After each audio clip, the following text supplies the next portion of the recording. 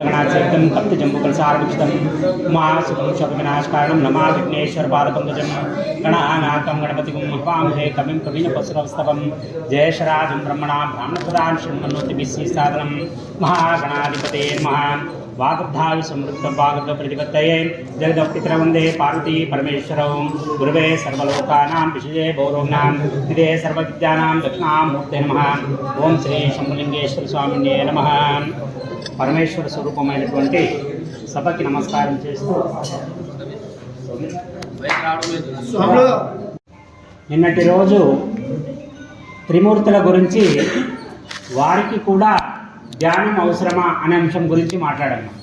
ఎందుకంటే ఒక మనిషికి ఒక సకారాత్మకమైన శక్తి రావాలంటే ఆయన ఏదో ఒక సాధన చేస్తుండాలి. ఆయన త్రిమూర్తులు అయినప్పటికీ కూడా వాళ్ళకి సాధన తప్పదు. వాళ్ళు వీలైనంత వరకు ఎక్కువగా సాధనలోనే ఉంటారు. మనకి పురాణాల్లో చూస్తుంటాం, స్వామివారు ఈ ఉత్తరాయణ పుణ్యకాలంలో మేల్కొంటారు, దక్షిణాయన పుణ్యకాలంలో వాళ్ళు యోగ నిద్రకు ఉపక్రమిస్తారు అని. ఎందుకు మనకి 6 నెలలు అంటే దేవతలకు ఒక రోజు మనకి 6 నెలలతో సమానం. అందుకే వాళ్ళు మనం ఎలా అయితే రాత్రి పడుకొని పొద్దున్న లేస్తామో అలా వాళ్ళు పడుకొని లేవడానికి మనకి వాళ్ళ ఒక రోజు మనకు ఒక సంవత్సరం అవుతుంది. అలాగా ఒక అర్థం రోజు వాళ్ళకి 6 నెలలు లాగా అలాగా వాళ్ళ లెక్క ప్రకారం యోగ నిద్రలో ఉంటారు.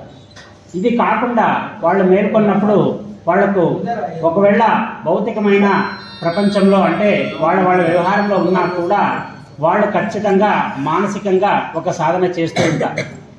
అలాగా నిన్న శివుడు, బ్రహ్మ, అలాగే విష్ణువు వారి ధ్యానంలో ఎవరెవరిని స్మరిస్తారనే విషయాన్ని నిన్న క్లుప్తంగా తెలుసుకున్నాం. ఇక మనకి సంకల్పం అనేది చాలా ముఖ్యమైనది. శివాజీ యొక్క తల్లి పేరు తెలిసే ఎవరికన్నా తెలీదా? షాజహాన్ తండ్రి పేరు తెలుసుంటారు, చెప్పరు. ఎందుకంటే మన చరిత్ర పుస్తకాలు మమ్మల్ని అట్లా తయారు చేసేసినాయి. ఈ శివాజీ యొక్క తల్లి పేరు జిజియాబాయి. ఈమె 8 ఏళ్ల బాలికగా ఉన్నప్పుడు ఔరంగజేబు వీరి రాజ్యాన్ని దాడి చేస్తారు. వీళ్ళ రాజ్యంపై దాడి చేసి ఆమె ఇంకా చాలా చిన్న పిల్లగా ఉన్నప్పుడే ఆ రాజ్యంలో ఏవైతే మంచి దేవాలయాలు ఉన్నాయో వాటినంతా ధ్వంసం చేసుకుంటూ వస్తారు. వాళ్ళ ధర్మంలో ఒక మాట ఉంది, ఎవరైతే వాళ్ళ దేవుణ్ణి నమ్మరో మిగతా వాళ్ళంతా ద్రోహులు ఉన్నట్లే, ధర్మద్రోహులు ఉన్నట్ల, అటువంటి వారిని బ్రతకనివ్వకూడదు అనేది వాళ్ళ ధర్మం యొక్క ముఖ్య సారం. అలాగా వాళ్ళది కాని ధర్మం ఏదున్నా వాళ్ళు నాశనం చేస్తూ పోతారు. బాగా చూడండి, మీరు ఎక్కడన్నా సైట్ సీయింగ్కి పెద్ద ఈ దర్శనీయ స్థలాలకు పోయినప్పుడు మంచి విగ్రహాలకి ముక్కులు ఉండవు. ఎందుకంటే మన హిందూ సంప్రదాయంలో విరిగిపోయిన విగ్రహానికి పూజలు జరగవు. వాళ్ళందుకే ఏం చేస్తుంటారంటే వాటిని తయారు చేసిన వాటిని పగలు కొట్టేకి కూడా వాళ్ళకి శక్తి చాలక చివరాఖరికి ముక్కుని తెగ్గొట్టేసి వెళ్ళిపోయేవాళ్ళు. ఎందుకంటే దానికి ఇక పూజలు జరగవు. ఇక చాలా మధుర గోకులంలో అయితే చాలామంది విగ్రహాలను వాళ్ళ దర్గాలకి మెట్లుగా మలుచుకొని మెట్ల మీద నుంచి వాళ్ళు నడుచుకుంటూ ఇప్పటికీ వెళ్తున్నారు. ఇప్పుడు వాటి మీద కోర్టులో కేసు పడింది, అది జరుగుతా. ఇది ఇలాగా అన్య మతాల వాళ్ళు హిందూ మతంపై దాడి చేసినప్పుడు మనం హిందూని మతం అనకూడదు, ధర్మం అని అనాలి. హిందూ ధర్మంపై దాడి నిరంతరంగా జరుగుతున్నప్పుడు జిజియాబాయి 8 ఏళ్ల పాపగా ఉంది. అప్పుడు ఇంకా ఆమెకి అప్పుడు ఈ ఎవరైతే ఉన్నాడో ఔరంగజేబు యొక్క ఈ అసిస్టెంట్లు వచ్చేసి ఆయన దాంట్లో ముఖ్య దండనాయకుడు అయినటువంటి ఒకడు వచ్చేసి ఆ ఊరిలో ఉండే ఒక శివాలయాన్ని ధ్వంసం చేస్తూ వస్తాడు.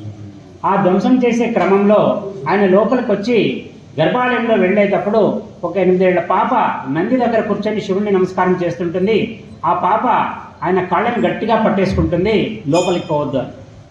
ఆయన అంటాడు, ఎందుకు కాళ్ళు పట్టుకుంటున్నావు అంటే, నువ్వేమన్నా చేయి, మా దేవుడిని పగలగొట్టొద్దు అంటుంది. అప్పుడు ఆయన అంటాడు, నేను వాళ్ళని చాలా చూసినానని చెప్పేసి ఆ పాపని తోసే కొద్దీ ఆ పాప వచ్చి గట్టిగా పట్టుకోవడం మొదలు పెడుతుంది. అలాగా గట్టిగా పట్టుకొని కొద్దిసేపటికి ఆయనకి చిరాకు వచ్చేసి తీసి బయట పారేస్తాడు. గర్భగుడి పారేసి పోయి ఆ లింగాన్ని ధ్వంసం చేసేస్తాడు. అది ఆ పాప మెదడులో గట్టిగా కుర్చేసుకుంటుంది, అరే మా దేవుణ్ణి ఇంకొక ధర్మం వాడు ఎంత నీచంగా చూస్తున్నాడు కదా. అప్పుడు మనసులో ఒక సంకల్పం తీసుకుంటుంది, నాకు ఈరోజు బలం లేకపోవచ్చు, ఈరోజు వీళ్ళని ఎదిరించే శక్తి నాకు లేకపోవచ్చు, కానీ ఒకరోజు ఖచ్చితంగా వీళ్ళని నేను ఎదిరిస్తాను. దాని తర్వాత కొద్ది కాలానికి ఆమెకి వివాహం అవుతుంది. వివాహం అయిన తర్వాత ఒక మంచి పండంటి మగబిడ్డని కంటుంది. అతడి పేరే ఛత్రపతి శివాజీ. ఒక గొప్ప వ్యక్తి తయారైనాడు అంటే మనకి చరిత్రలో ఖచ్చితంగా ఆయన తల్లి చాలా పవర్ఫుల్గా ఉంటుందనేసి మనం లెక్కేసుకోవచ్చు. ఒక మంచి వ్యక్తి, ఒక మహోన్నత వ్యక్తి ఈ భూమి మీద పడ్డాడు, బాగా ఎదిగాడు, ఈ ప్రపంచానికి ఏదో మంచి చేశాడు అంటే ఖచ్చితంగా వాళ్ళ ఇంట్లో తల్లి ప్రభావం ఆయన మీద 70% ఉంటుంది. తల్లే మలిచేది కొడుకుని. అందుకే ఏ గురువు లేకపోతే తల్లి దగ్గర కూర్చొని మనం దీక్ష తీసుకోవచ్చని శాస్త్రాలు చెప్తారు. ఎందుకంటే తల్లి ఆది గురువు అవుతుంది. ఈ ప్రపంచ పోకడలో ఎలాగ మెలగాలో అనేది ఆ తల్లి ఈ కొడుక్కి చెప్తుంది. అందరికంటే ముందు గురువు ఎవరు అంటే ఈ సృష్టిలో తల్లి అనమాట. అందుకే ఆది గురువుగా తల్లిని తీసుకుంటారు. ఒక పీఠాధిపతి అయిపోయి ఒక పీఠానికి ఆధిపత్యం వహించినా కూడా ఆయన తండ్రి ఆయన్ని చూడ్డానికి వస్తే ఈయన సన్యాసాశ్రమం స్వీకరించాక తండ్రి వచ్చి కాళ్ళకు నమస్కారం చేయాల్సిందే. కానీ తల్లి వచ్చిందనుకంటే ఆ సమయంలో ఈయన పీఠ దిగి వెళ్ళి ఆమె కాళ్ళకు నమస్కారం చేయాలా. శాస్త్రం తల్లికి అంతటి గొప్ప స్థానాన్ని ఇచ్చింది. ఇలాగా జిజియాబాయి కూడా ఏం చేస్తుందంటే ఎలాగైనా సరే దీన్ని ఎదుర్కోవాలా, హిందూ ధర్మాన్ని అణిచివేస్తున్నారు, దీన్ని నిలబెట్టాలని చెప్పేసి ఒక దృఢ సంకల్పం చేసుకొని ఆమెకి సంతానం కలిగిన తర్వాత ఆ సంతానానికి నూరిపోస్తుందన్నమాట వీరత్వాన్ని. ఒరే నాయన, యుద్ధం అంటే చేసి శత్రువులు మమ్మ వైపి చూడాలంటే కూడా భయపడాలా, ఆ స్థాయిలో చేయాలని చెప్పేసి ఆయనకి రోజు నిరంతరం చెప్తానే ఉంటుంది. శివ, ఓం నమ శివాయ ఎవరప్ప మాట్లాడుతుండే మహానుభావుడు 1,00,000 సార్లు చెప్పిన. అలాగా ఆమె సంకల్పం చాలా దృఢంగా ఉంటుంది. కాలాగమనంలో శివాజీని ఒక యోధుడుగా మారుస్తుంది.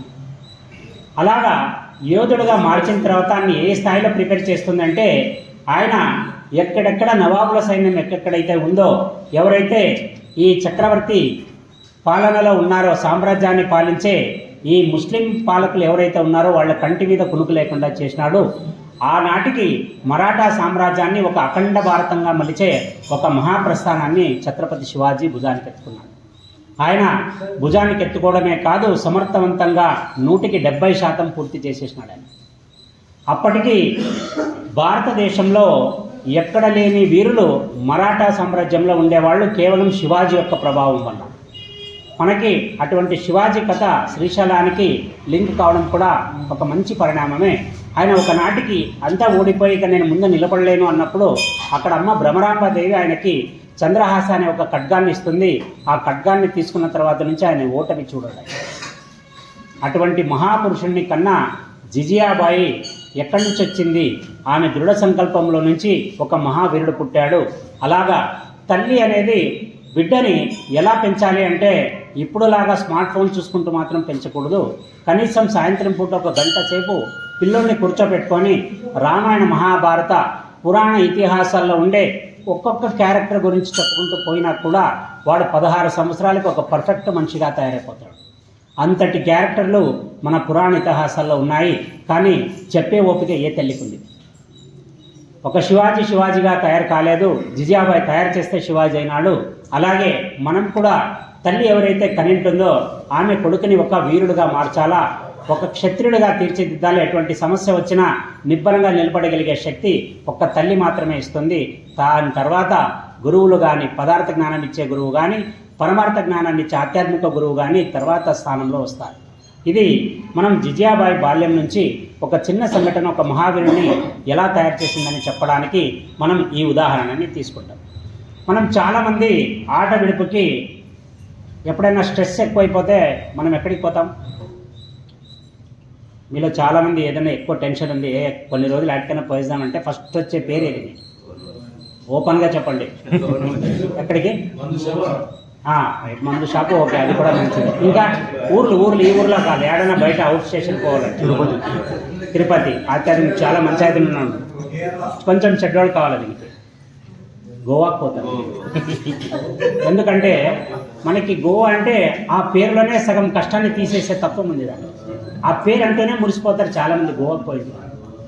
అక్కడ గోవాలో చాలామందికి తెలియని విషయం అంటే ఈరోజు మనం ఒక పర్యాటక కేంద్రంగా గోవాకు వెళ్తాం. అక్కడ కేవలం మనం సంతోషం చేయడానికి, మద్యం తాగడానికి, ఇక ఈ వ్యసనాల కోసమని గోవాకు వెళ్తున్నాం. అదే గోవాలో ఒక విశిష్టమైన విషయం ఉంది, చాలామందికి తెలియదు. గోవాలో ఒక స్తంభం ఉంది. ఆ స్తంభం పేరు హాత్ కత్రో కంబ అంటారు. దాన్ని హాత్ కత్రో అంటే చేతులు నరికివేయబడ్డ కంబము అని అర్థం, అంటే స్తంభము అని అర్థం.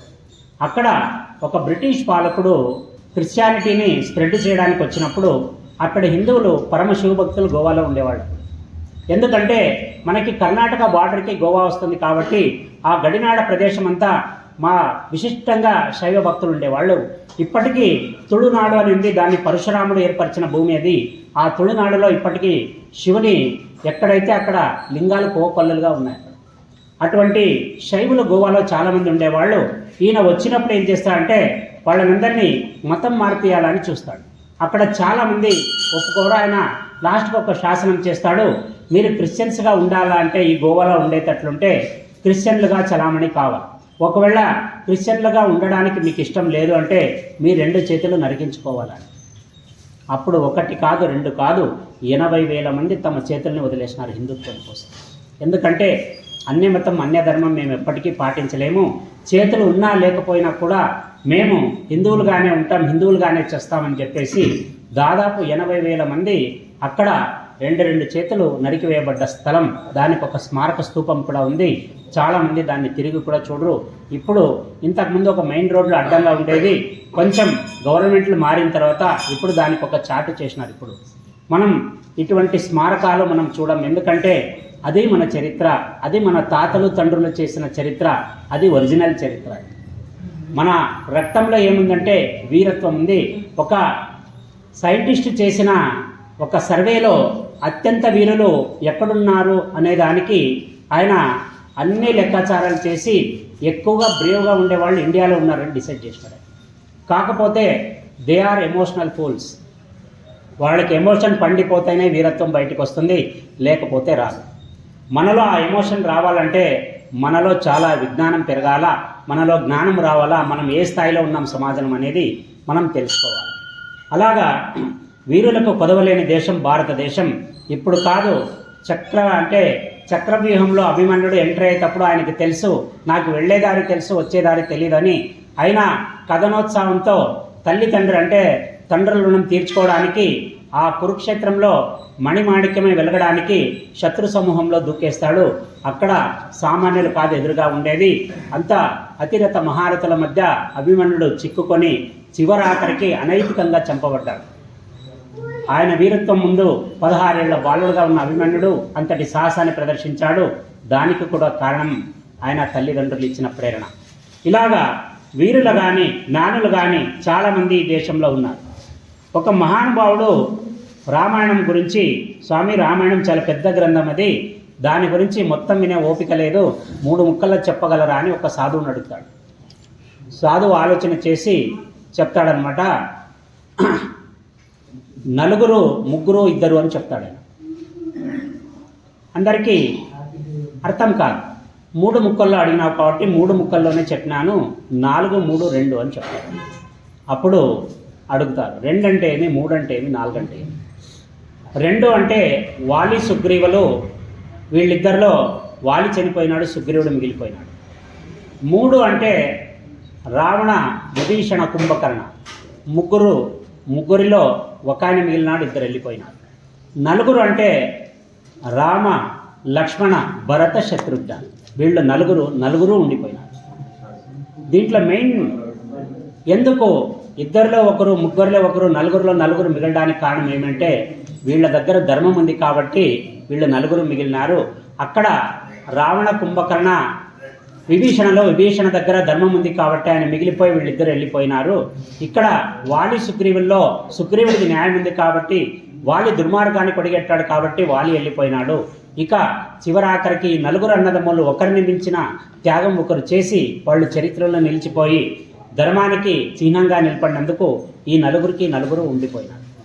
ఈ సూచన మనకేం చెప్తుందంటే ధర్మంతో నిలబడిన వానికి గెలుపు నిదానమైన ఖచ్చితంగా వచ్చి తీరుతుంది. మనకు కావాల్సింది మనకి కాస్త ఓపిక కావాలి.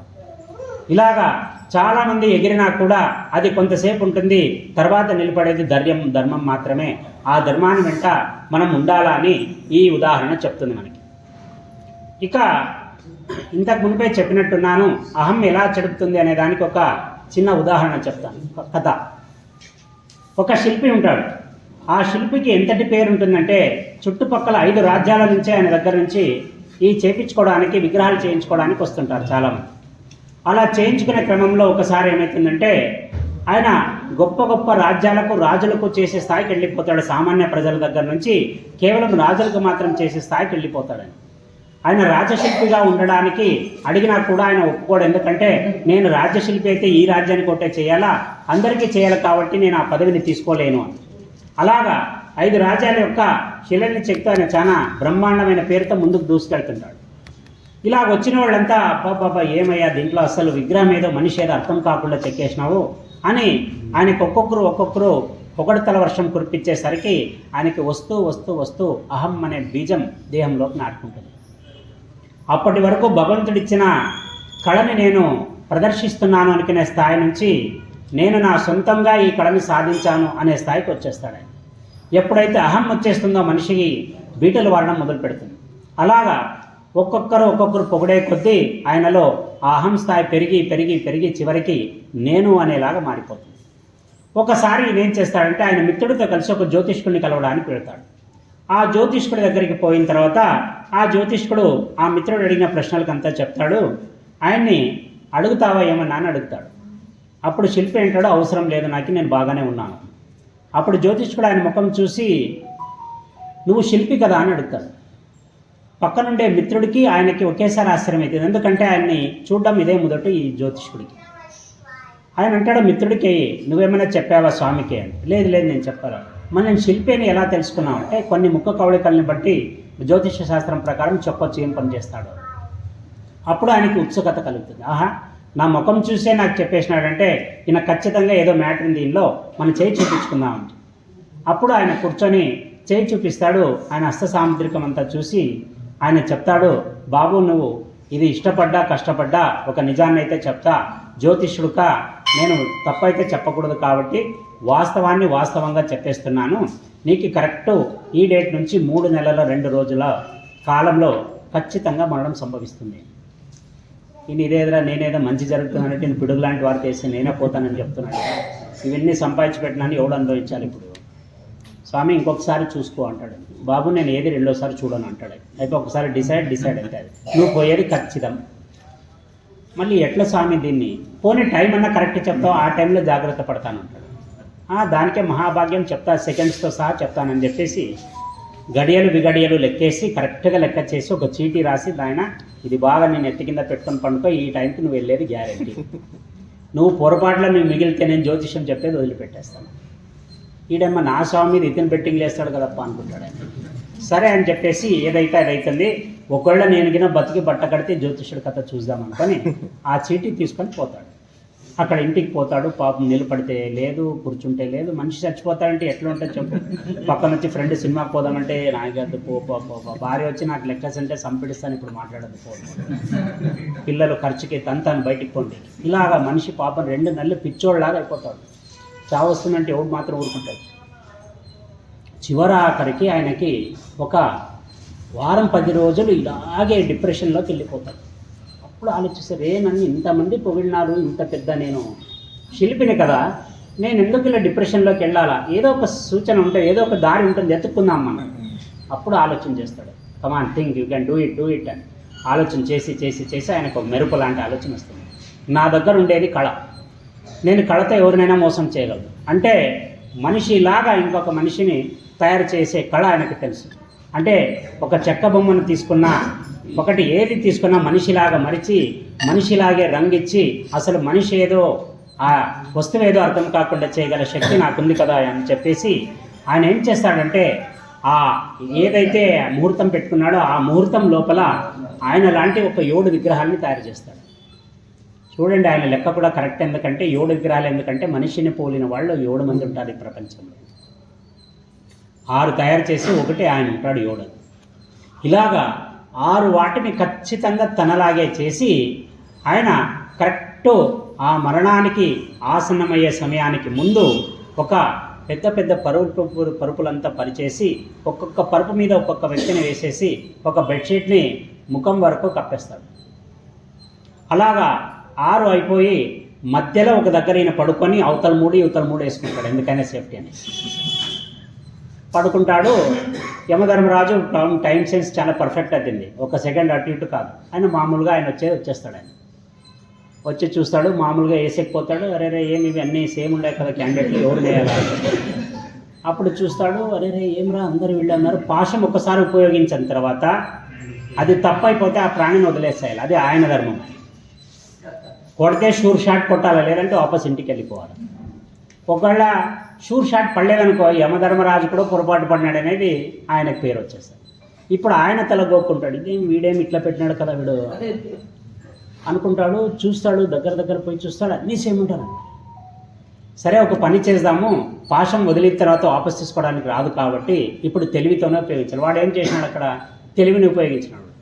మనం కూడా తెలివిని ఉపయోగించామని పైనుంచి కిందికి అవతల నుంచి ఉద్దలకి అంతా చూస్తాడు. చూసి ఒక దగ్గర వచ్చి నిలబడి, ఇదమ్మా అన్నీ బాగా చెప్పినాడు వీడు, ఈయనకి ఏం రోగమో ఇది ఒక్కటే పొరపాటు పెట్టినాడు చూడు అంటాడు.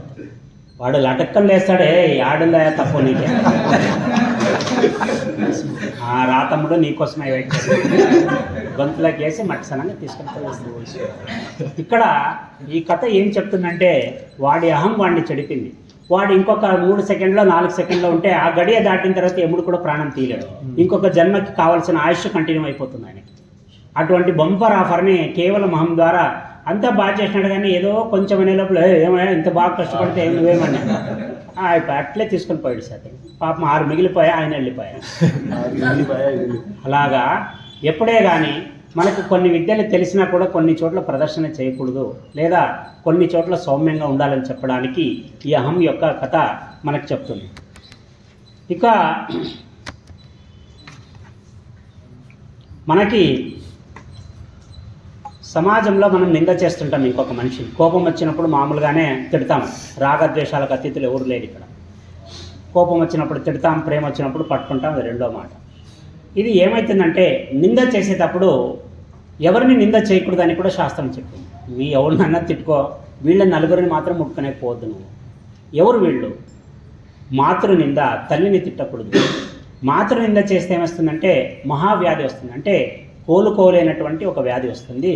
మాతృ నింద మహావ్యాధి. ఇక నెక్స్ట్ తండ్రిని కూడా తిట్టకూడదు. పితృనింద పిశాచత అంటారు.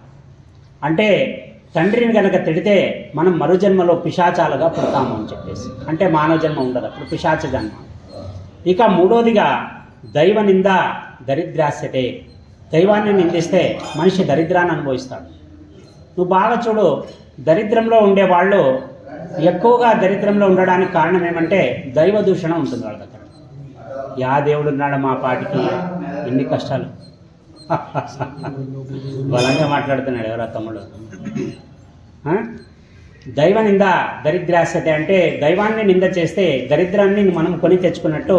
చాలామందిలో దరిద్రుల జీవితాల్లో నువ్వు చూస్తే వాళ్ళు నిరంతరం దైవాన్ని తిడుతూనే ఉంటారు. వాళ్ళు దాంట్లో నుంచి బయటికి రావాలా అనే థాట్నే మర్చిపోతారు వాళ్ళు. అలాగా ఇక ఈ 3 కాకుండా గురు నింద అనేది ఒకటి ఉంది.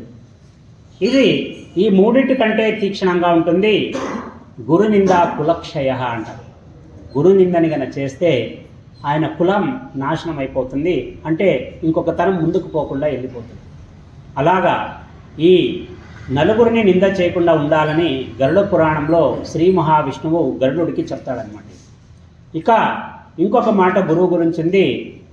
హరిమునిదరు గురు మునివారదు అని ఒక మాట ఉంది.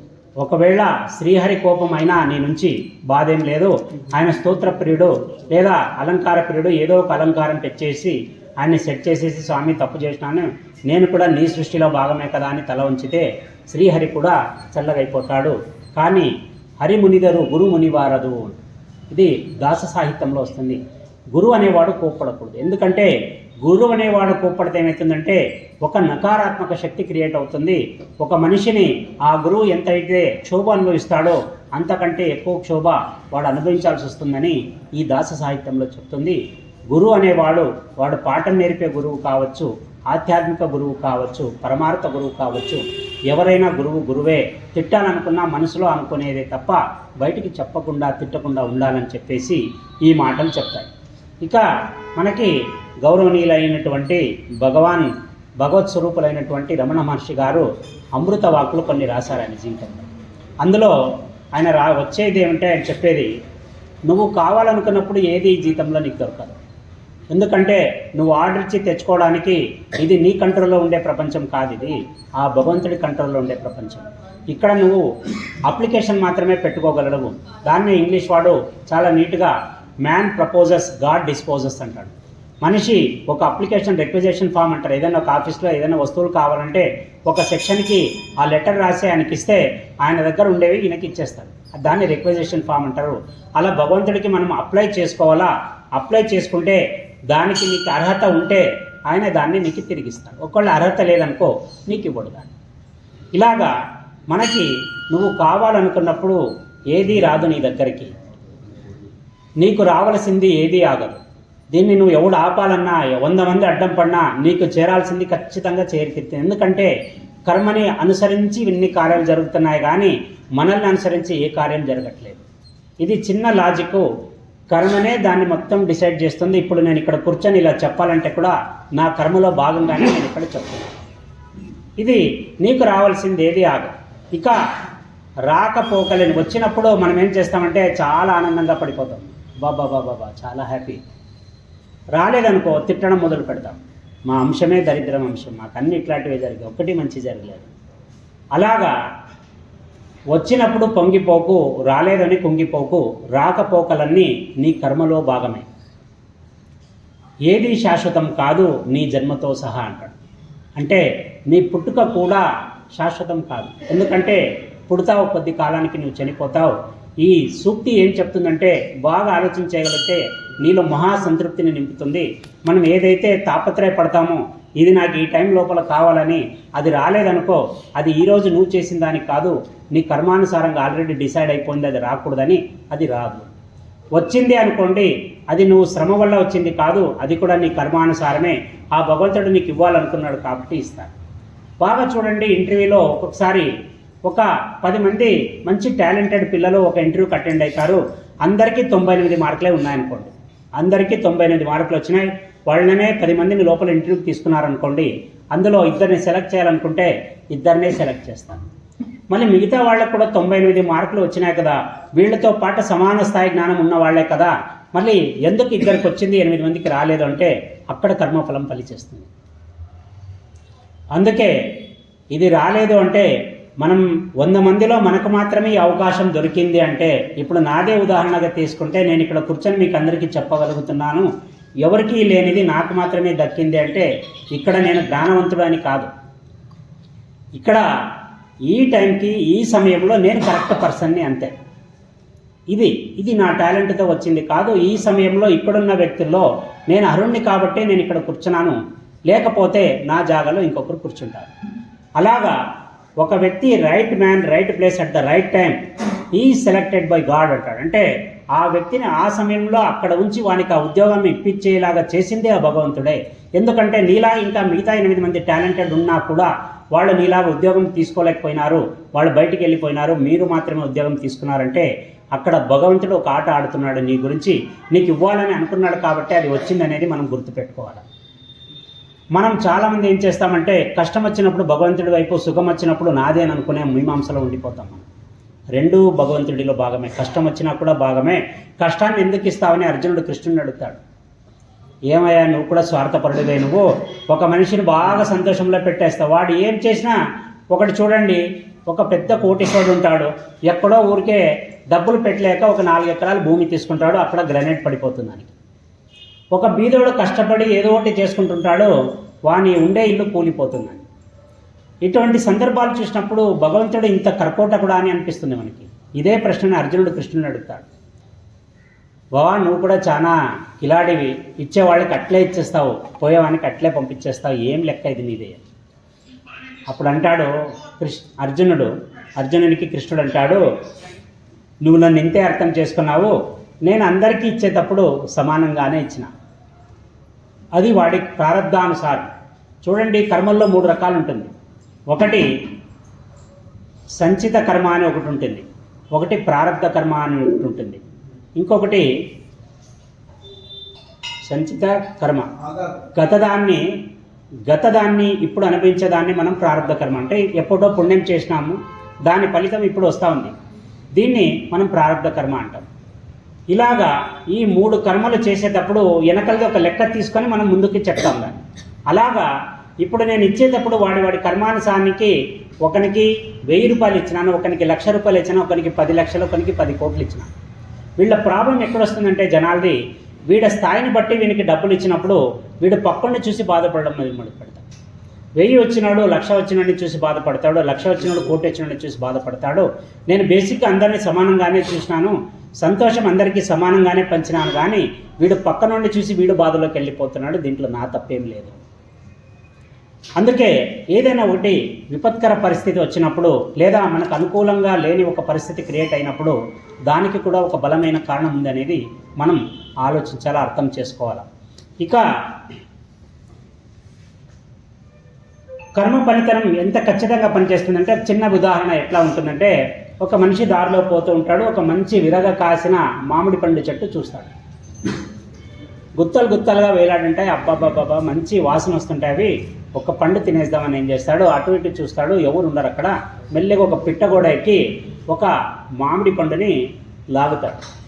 ఇట్లా లాగుతాడా లేదా అరక్షణంలో ఇంతలా దుడ్డు కర్రతో ఈ మీద సప్పని పడుతుంది. అట్లే కంట్ల నుంచి నీళ్ళు ఆయనకి తెలియకుండానే వచ్చేస్తాయి, ఎందుకంటే బాధ అటువంటిది. పట్టుకొని కొట్టి అంగి పట్టుకొని అట్లే లాగుతాడు కింది. ఏం బాయ్ ఇక్కడ ఇంతమంది గాడిదలు కాస్తున్నామా, నువ్వు వచ్చి బాగా తోటలో మామిడి పండ్లన్నీ లాక్కొని పోతున్నాడు. అప్పుడు ఆయన అంటాడు, లేదప్ప పొరపాటు అయిపోయింది, ఏదో చూసినాను మంచి వాసన ఉంది, అప్పటికి చూసినాను ఎవరైనా దొరికితే అడుగుదామని, ఎవరు కనిపించలేదు, నేను ఎక్కినాను, బాగా చెప్పిన తే అని మామిడి పండు గుంజుకొని పంపించేస్తాను. ఇప్పుడు ఈయనకి చూడండి, వాని ఆశ పండు నీలేదు కానీ దెబ్బనిచ్చింది ఆయనకి. అప్పుడు కూర్చొని వాడు ఒక చెట్టు దగ్గర ఆలోచన చేస్తాడు, నేనేమిటి ఈ దారిలో పోవడం ఏమిటి, ఆ మామిడి పండు నేను చూడడం ఏమిటి, అది మాయ చేసి నన్ను తొలిపేయడమేమి. అప్పుడు ఆలోచన చేస్తే ఆయనకు ఒక ఆన్సర్ దొరుకుతుంది, నేను మామిడి పండుని చూసినప్పుడు ఫస్ట్ నన్ను ప్రేరణకు గురి చేసింది ఏది, నా దేహంలో కళ్ళు. ఈ కళ్ళు ఊరుకు ఉండదు కదా, ఇది చూస్తున్న ఎర్రగుందర నా మాటిని తీసుకొని దీనికి పంపిస్తుంది. ఇదేం చేస్తుంది, ఎర్రరే నేను చెప్పేసినాను వెళ్ళిపోయి ఎవరు లేదని, ఇది కిందికి వస్తుంది. ఇట్లా ఈ చేతులు కాళ్ళు అన్నీ ఫ్రీగా ఆడతాయి. అప్పుడు వాళ్ళు వచ్చి మామిడి పండు పట్టుకుంటానే వాడి కట్ట ఫ్రీగా ఆడింది. అప్పుడు అనుకుంటాడు, ఒరే దీనికి లాజిక్ ఉందిరా, నేను ఏదైతే అనుకున్నానో, ఏ కళ్ళతో అయితే చూసి ఈ పాపాన్ని చేసినానో అదే కళ్ళ నుండి లాస్ట్కి నీళ్ళు వచ్చినాయి. అర్థమైందా? ఇన్ని ప్రాసెస్లు జరిగినా చూసింది కర్మ, కళ్ళు కాబట్టి ఆ కంటికి కన్నీరు తప్పలేదు. కర్మ కూడా అంత ఇన్స్టెంట్గా అంత ఖచ్చితంగా పనిచేస్తుంది. కర్మ సిద్ధాంతానికి దేవుళ్ళు కూడా మినహాయింపు కాదు అని చెప్పడానికి ఉదాహరణ. భారతీయుడి గురించి ఒక్క మాటలో చెప్పని ఒక వ్యక్తిని అడిగితే ఒక మేధావి ఎంత బాగా చెప్పాడంటే ఒకే లైన్లో చెప్పినాడు, ఇండియన్స్ గురించి చెప్పాలంటే ఒకే మాట, simple living and high thinking, they are Indians అని చెప్తాడు ఆయన. వీళ్ళు చాలా సింపుల్గా బతుకుతారు, చాలా హైగా థింక్ చేస్తారు, వాళ్ళు ఇండియన్స్. అందుకే ఈరోజు ప్రపంచాన్ని శాసించే స్థాయికి భారతదేశం ముందుకు వెళ్తూ ఉందంటే అది కేవలం హిందువుల ద్వారా మాత్రమే వెళ్తుంది. ఎందుకంటే మనకి హిందూ తత్వం ఏం చెప్తుందంటే, ప్రపంచంలో ఏది ఉన్నా లేకపోయినా, ఎవరున్నా లేకపోయినా, మావాడ తనవాడ పరవాడ అనేది చూడండు, సర్వే జన సుఖినో భవంతు, లోకా సమస్త సుఖినో భవంతు అంటుంది. ఎందుకంటే నేను ఒక్కటే బాగుంటే కాదు, తండ్రి అందరినీ చల్లగా పెట్టు, అందరినీ సుభిక్షంగా పెట్టు, అప్పుడే ఈ యావత్ ప్రపంచం ప్రశాంతంగా ఉంటుందని వేద మంత్రాలతో సహా ఇప్పుడుండే ఆర్ఎస్ఎస్ కార్యకర్తలు చేసే వాళ్ళ ప్రేయర్లో కూడా సర్వే సంతు నిరామయ అని. వీళ్ళు అందరూ బాగుండాలా, అందరూ బాగుంటేనే యావత్ విశ్వం బాగుంటుందనే ఒక విశ్వజనీన పోకడకి నాంది మన హిందూ ధర్మం అని చెప్పడానికి నేను గర్విస్తున్నాను. ఇక మనకు సోషల్లో ఎవరైనా చదివింటే ఇండియాకి సముద్ర మార్గాన్ని కనిపెట్టిన మహానుభావుడు ఎవరైనా అంటే ఎవరైనా చెప్తారా? చెప్పండి, నేను పొట్టనే, నేను మార్కులు ఇస్తాను. యాస్, ఎవరప్ప చెప్పింది? ఎక్సలెంట్. సముద్ర మార్గాన్ని భారతదేశానికి కనిపెట్టింది ఎవరప్ప అంటే మనం చెప్పేది టక్కున వాస్కోడిగామా. ఎవడి వాస్కోడిగామా? వీడు జీవితం అంతా తిరిగి చివరి ఆఖరణ ఇంకా కాళ్ళు చేతులు ఆడలేని పరిస్థితిలో స్పెయిన్ దేశంలో పోయి ఆయన అక్కడ తన చివరి రోజుల్ని గడుపుతాడు. ఆయన ఆ టైంలో ఆయన ఊరుకుండక ఒక డైరీ రాసుకుంటాడు. ఆ డైరీలో ఆయన ఏం రాసినాడు అంటే, నేను అన్ని దేశాలు తిరిగి భారతదేశానికి సముద్ర మార్గాన్ని వెతుక్కునే సమయానికి చాలా ప్రయత్నాలు చేసినా నాకెక్కడ దాని దారి దొరకలేదు, ఇక అక్కడికి పోవడానికి సాధ్యం కాదు అన్నప్పుడు ఒక సింధు నావికుడు, సింధు అంటే హిందూ నావికుడు అని అర్థం, ఒక సింధు నావికుడు నా దగ్గరికి వచ్చి నా సమస్యను అడిగి, అరేరే మీరు ఇండియాని వెతుకుతున్నారా, నేను కూడా ఇండియాకే వెళ్తున్నాను, ఆ మార్గాన్ని చెప్తాను మీరు వెళ్ళండి అని నాకు రూట్ మ్యాప్ వేసి ఇచ్చిన వాడు ఒక సింధు నాగరికతుడు, ఒక సింధు నావికుడు అని ఆయన తన సొంత డైరీలో రాసుకొని చచ్చిపోయాడు. ఆయన స్వదస్తూరితో రాసిన దాన్ని కూడా మన చరిత్రకారులు ఎంత దరిద్రంగా పెట్టేసినారంటే, ఇప్పటికీ సముద్ర మార్గాన్ని కనిపెట్టింది ఎవరంటే మనం వాస్కోడిగామ అని అంటాం.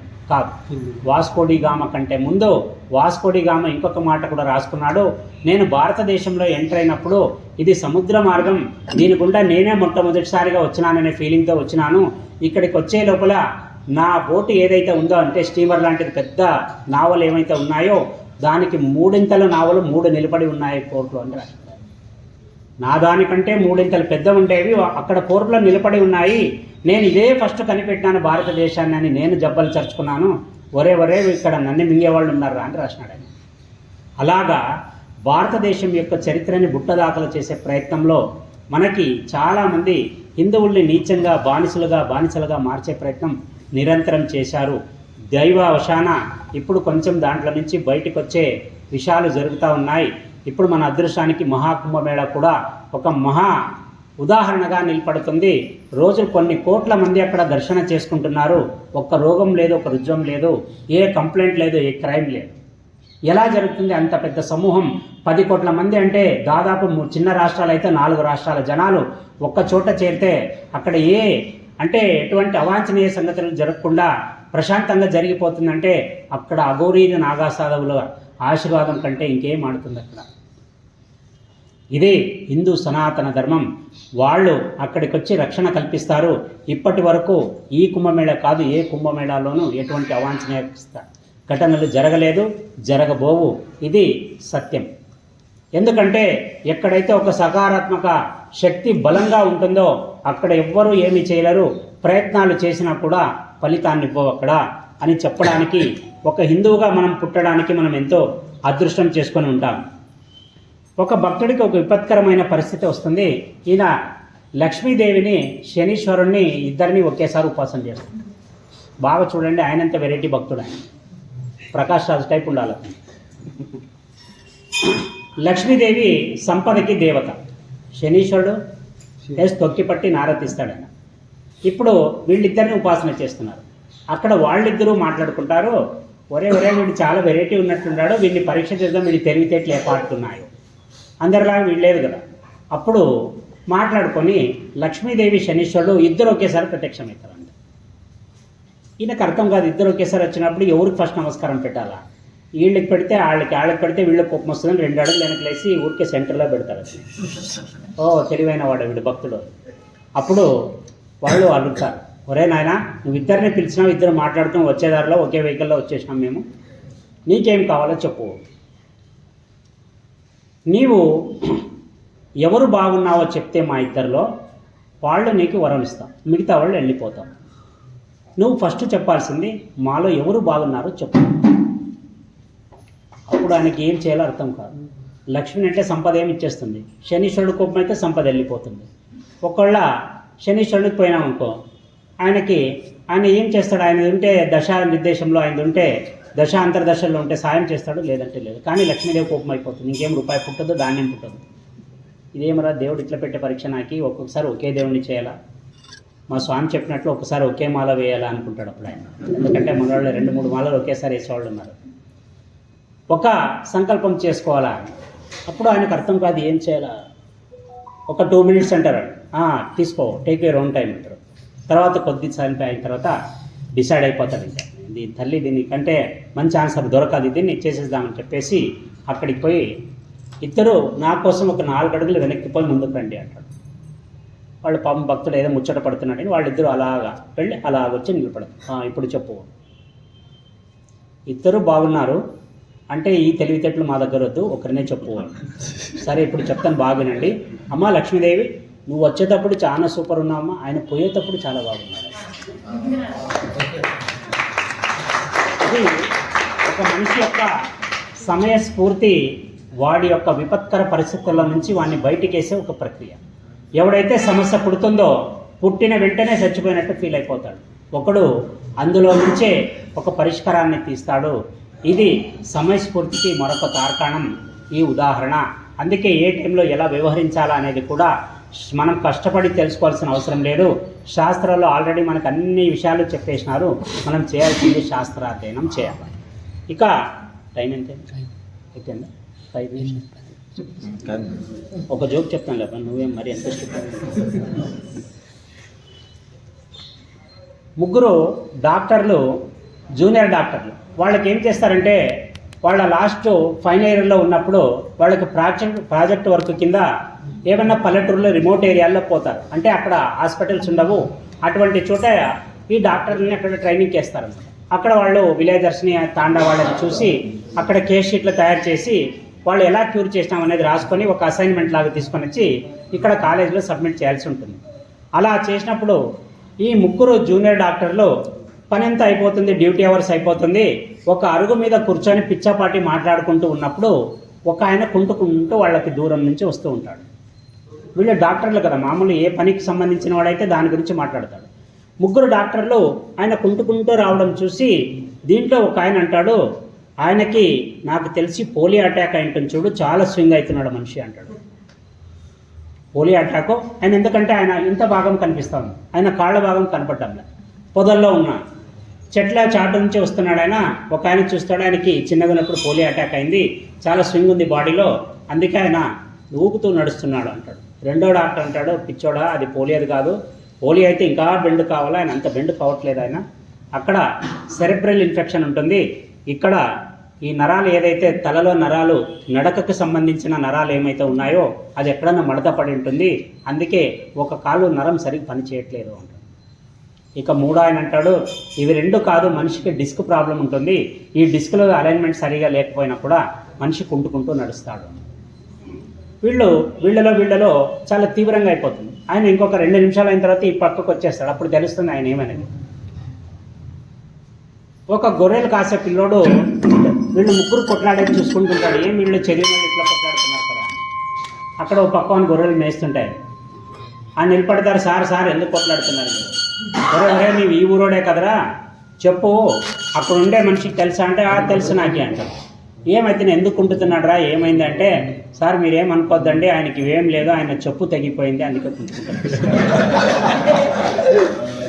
మనం ఒక్కొక్కసారి చిన్న అంశానికి మన అపరమైన మేధస్సుని జోడించే ప్రయత్నం చేస్తున్నాము, అక్కడ అంత ఉండదు అని చెప్తూ ఈరోజు ముగిద్దాం. మళ్ళీ